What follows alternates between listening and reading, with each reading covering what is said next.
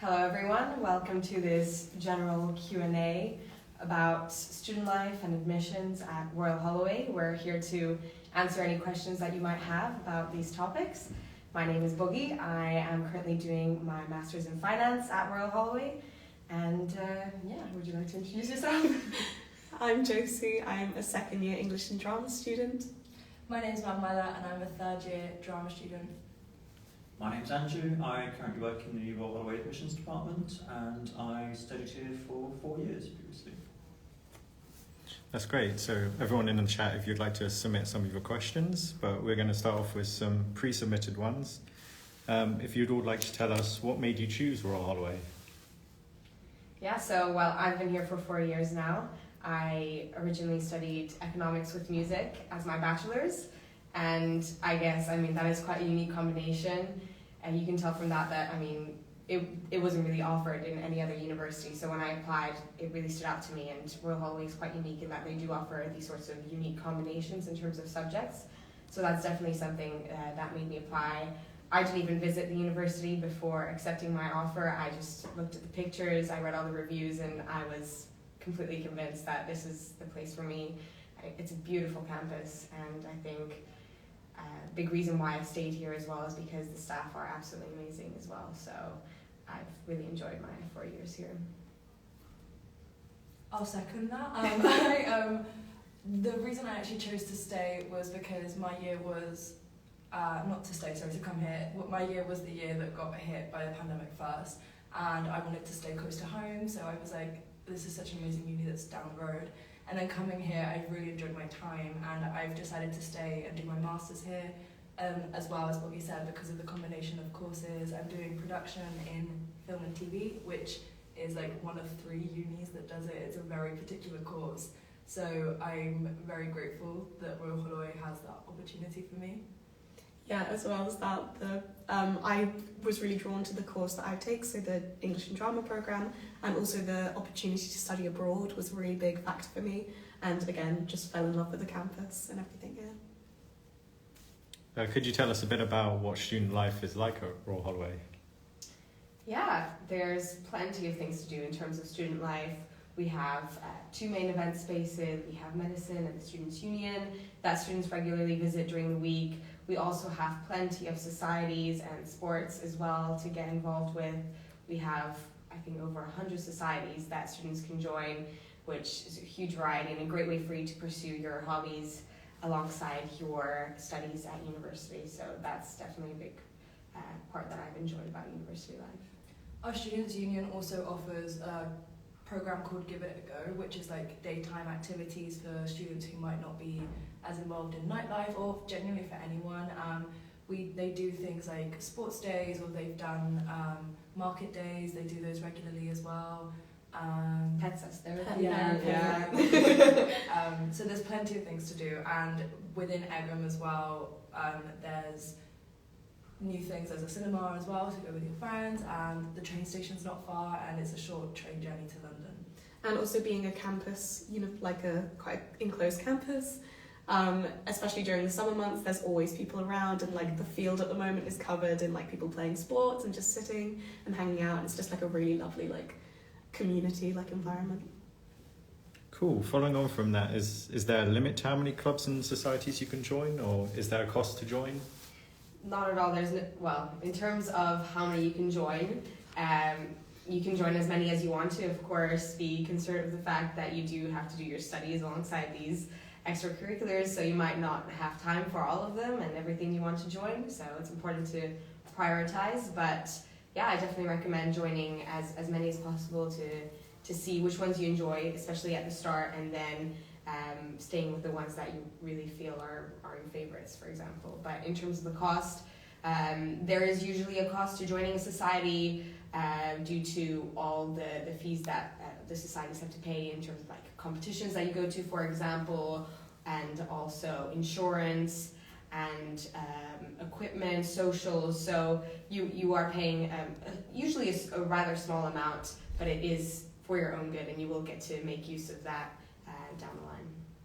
If you're doubting what societies to join, or you're not really sure what you might be interested in, at the start of every year there's a freshers fair, and every society will have a stand, and you can go around and collect information, meet the people who are on committee. All of the societies are mainly student-led, I would say, and in your years, like if you enjoy the society and you want to be a part of it and contribute towards it, you can also become a part of the committee and help decide the decisions that are made within it. Yeah, they're always running different events. There's like various things going on all the time, and it's a really good opportunity to make friends across And try year groups and try new things. I think I've made my closest friends through societies, not even through definitely. housemates or through my course, but societies are a great way to meet people with similar interests. That's great. How would I accept my offer for Royal Holloway?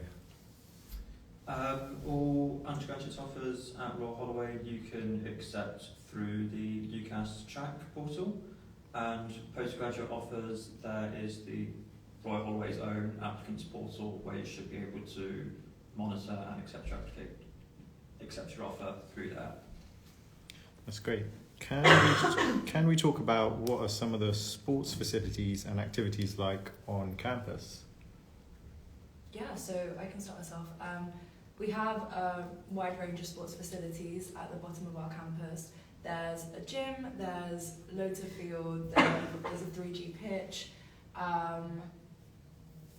there's tennis courts as well. If not as well, any sports team that doesn't have facilities on campus, they liaise with the local ones in Egham. So like the swimming team, for example, use the local swimming centre, and same with, I imagine, equestrian and snow sports, they take their own trips. But there's always plenty to do, and teams can like book the sports centre, the sports hall, they can book the pitches, the spaces, and there's also gym classes that you can attend.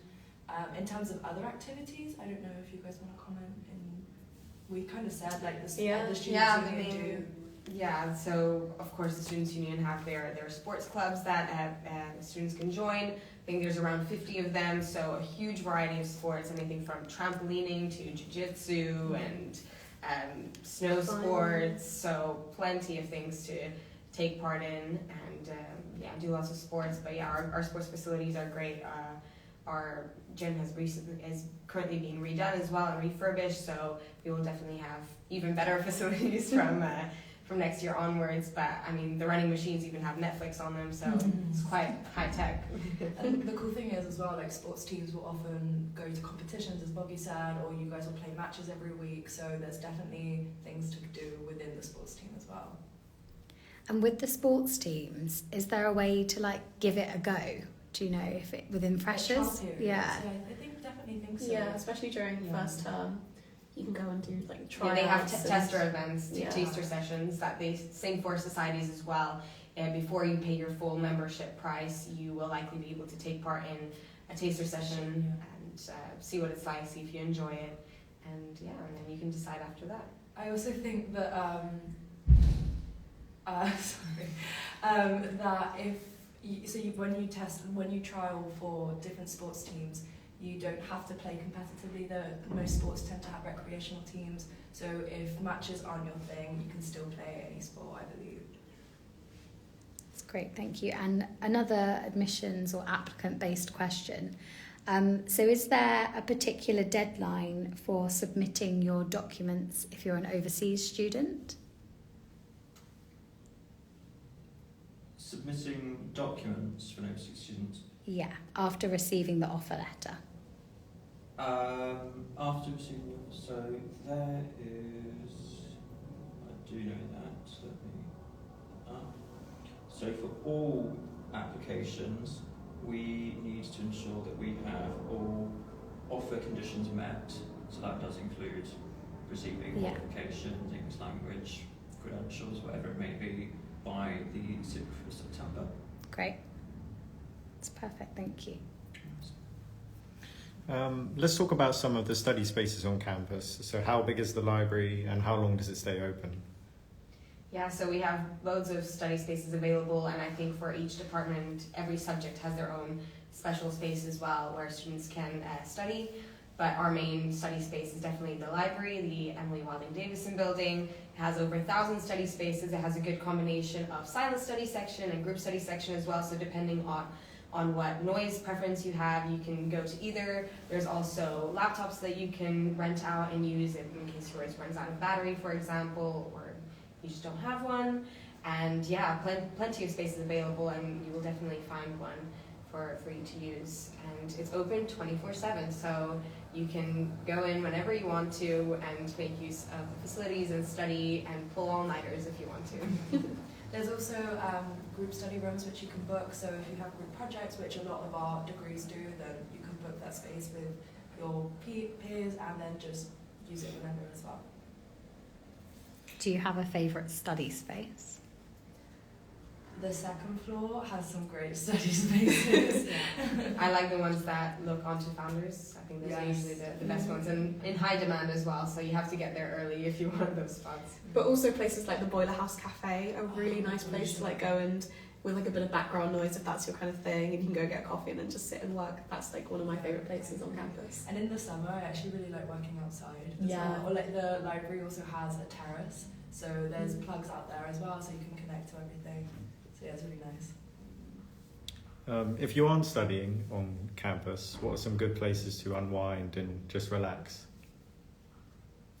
I would actually shout out the Boiler Yeah. House again. I love the Boiler House. Yeah. It's a cafe that's on campus, and it's very cozy, very nice. That's a really quiet, but also like just a nice environment.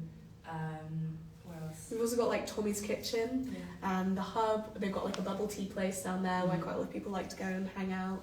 But there's loads of places in like the wooded area, Oh yeah. which is just nice to just go and walk around and have a sit down somewhere. And obviously like Founders Field, especially in the Great. summer, Social and spaces. Founders Meadow are so lovely to go and spend time. And off campus as well, we have plenty of places that you can go to. We have a new Starbucks on the high street as well, where students like to go study. We have a Costa, we have a Cafe Nero.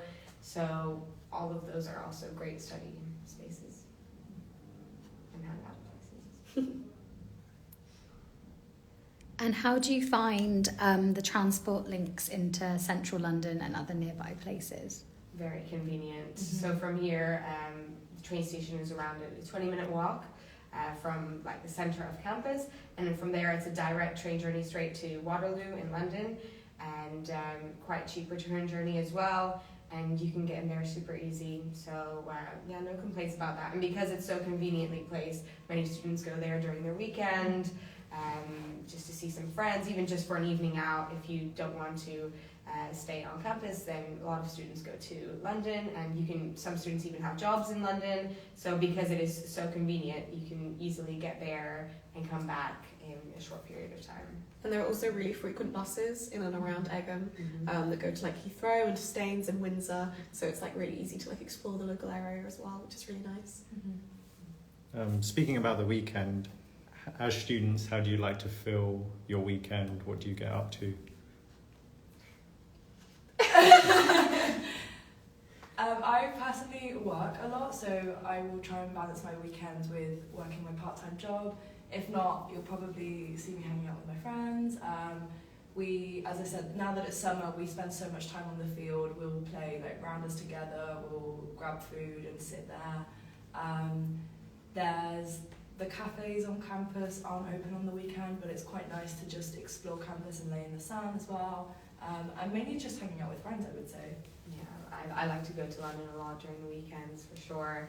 And because we're so near Virginia Water as well, sometimes I like to go and have a walk there, which is really nice. And Staines is also super close by, so if you want to go to a big shopping centre, then you could even go to Staines, either by bus or by train. So lots of options for things to do during the weekend. But yeah, spend it with friends. A lot of students like to go back home to their families during the weekends as well, but it's completely up to you.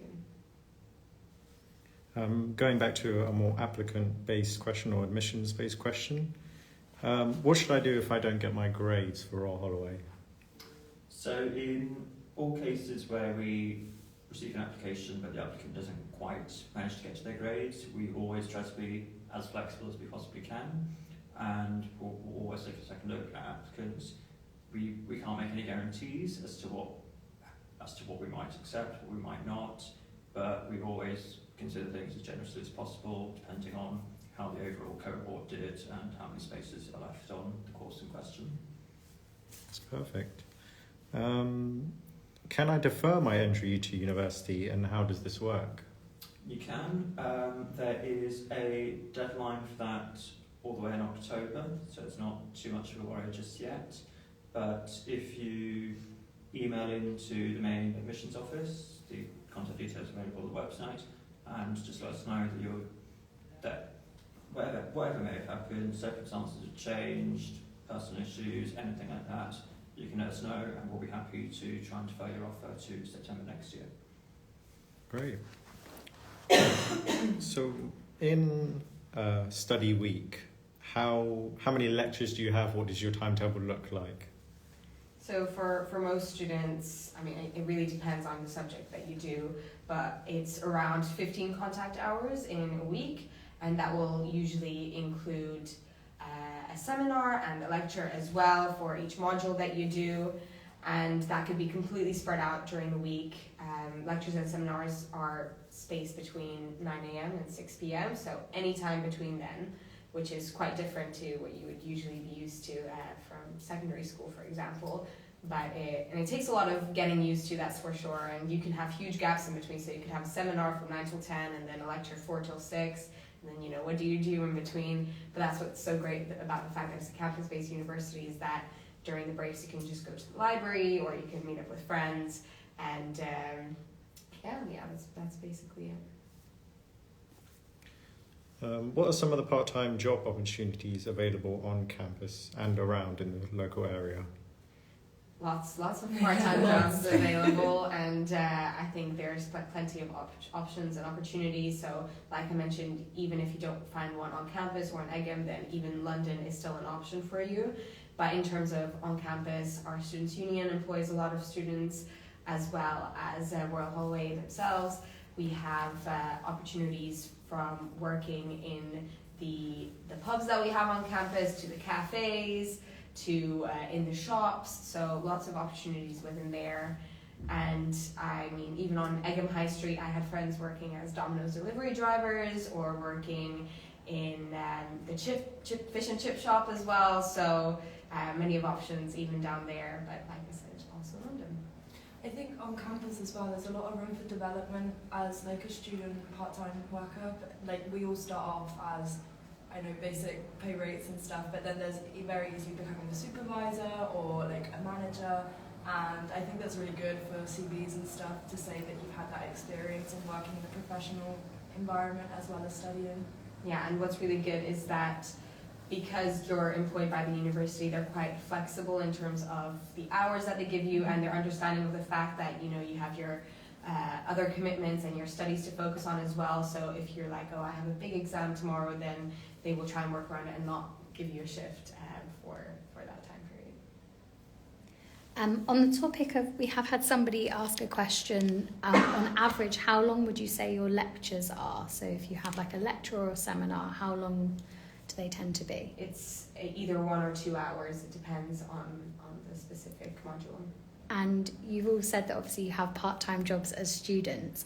How do you, and you kind of alluded to it there a bit, how do you juggle your work and your career time kind of work with your workload? Yeah, it takes a lot of prioritization, that's for sure. You have to really think about, okay, I have this deadline that I need to work towards, okay, but I also have my job, and then you need to think which one's more important, which one can you for example, extend the deadline for your coursework if you think that, you know, you really need the money at that time, for example. But it really is down to you. You have to be really independent and considerate of all your responsibilities, and decide which one is more important and work towards that. And yeah, it could be quite difficult at times, and I'm sure like we've struggled a lot with it, especially alongside extracurriculars as well. So 3 different things to juggle at one time, but it is possible. So it's just down to time management. I think to add on to that as well, working, for example, for the Students' Union, they are very flexible in terms of you let them know what your availability is, and then they'll give you shifts. And then for the jobs that we have with the college as well, they offer the shifts that they have, and then you sign up to the ones you can do. So it's very based on your terms, as Boggy said, and they're also 0-hour contracts, so there isn't like a regular commitment to it unless you absolutely need to. That's great. Another applicant question. If I want to change my course that is completely different, can I do that at the beginning of starting at Royal Holloway? You can do that at the beginning before you start. You can also get in touch with us now and ask us to take a look at your application and switch your course over now. We'll need you to email in with the course you're going to do, the course that you want to switch to. But we're always happy to take a look at that for you and consider any switches. Great. And there's another applicant-styled question as well. Would it be possible to join Royal Holloway in your third year of study, like transferring? Unfortunately not. We do second-year transfers. In some departments, not all, but most do take them. But across the board, we do not accept third-year transfers. Great. And then I guess more of a student-focused question. You've all mentioned that you're part of societies and have very obviously busy social lives. What would you say your favourite moment is from being part of a society at Royal Holloway? I'm just trying to not cough up right now. I think, ironically, the three of us actually met through Musical Theatre Society, so I would say our most recent show was probably the really, really lovely, and it was a really sweet to perform together. Yeah. But I think the really cool thing is being able to meet people from so many different courses, so many different degrees. Like, as Boggy said, she studies economics with music, and we study drama and English, and the chances are our paths probably wouldn't cross, and the fact that they're able to and that we can do things that we like together is a really sweet thing. That's lovely. And we've just had another question, which I'm not sure maybe applicant services can answer. How would I go about getting a work permit as an international student? Might not be a question. As an international student, you are allowed to work part-time, I believe, while on your studies, but that would only be to a maximum of 20 hours per week. Any time more than that is not permitted under the rules, and so you need to look into a full-time work visa. And we've had another question, which you may also be able to answer. It might be more one for accommodation. But if your family home is nearby within Surrey, does that mean that you're a lower priority in getting halls of residence within accommodation on campus? I actually am from Surrey, so I don't know if you want me to. I don't think so. I mean, I'm not sure if you want to comment on that. So admissions don't actually deal with accommodation, but we don't. The proximity of where you live doesn't come into how we allocate the accommodation.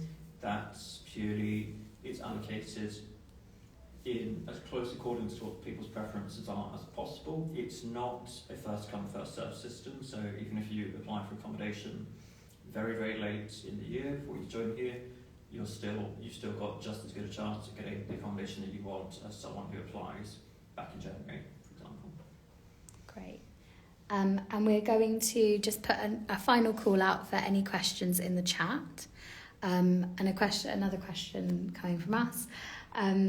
What would you say your favourite moment of this year has been at Royal Holloway?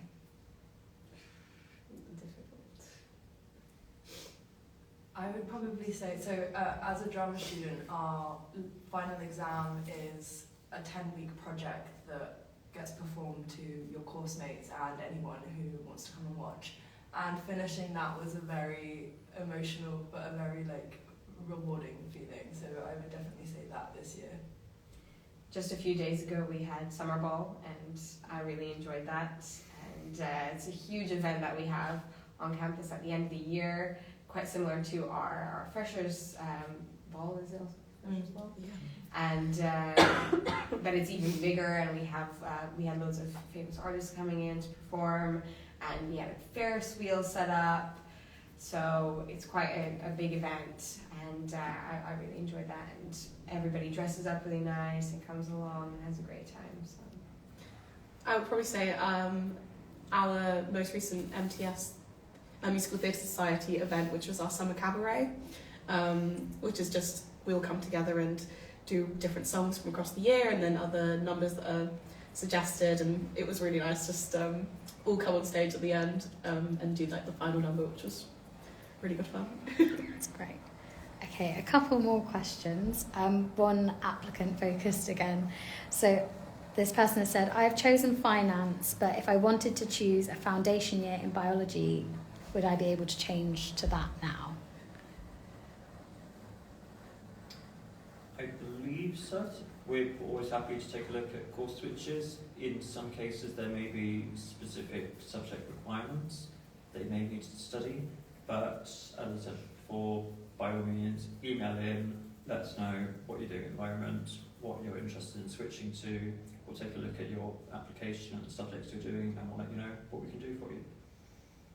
Great. And then final question, I'd say for now, is what piece of advice would you give to first year students starting with us something that you'd wish you'd known before coming to university? I think really make use of the fact that it's your first year and you have a lot of freedom, and it's only going to get tougher in second and third year. So I think really make the most of first year and get out there, be social, meet lots of people, join societies, and go to your lectures as well, and try and do as much as possible and get out of the area as well and visit lots of beautiful places around campus as well. But you're gonna have a great time. Yeah, kind of on the same leg as that. Definitely just say yes to everything, have a go.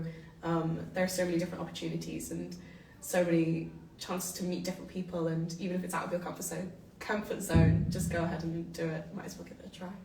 I agree, and remember that everyone is going to be as nervous and probably doesn't know anyone as you don't, and that's okay, and you'll make friends and you'll meet people, and at the end of the day you'll fall into the right group and experience things together, and that'll be really fun. Great. Did you have any, as an alumni, do you have any advice? Any advice?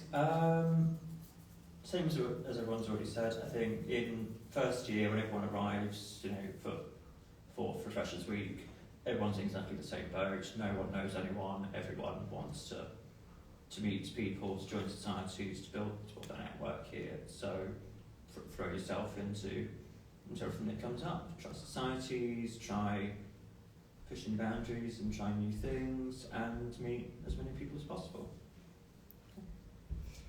Well, I think that's all we have time for today. Thank you so much, everyone, for tuning in and for sending in your questions as well. If you do have any more questions, then do feel free to reach out to us on the UniBuddy platform, where there are other students as well that you can ask questions from. And I hope you enjoyed, and have a nice rest of your day.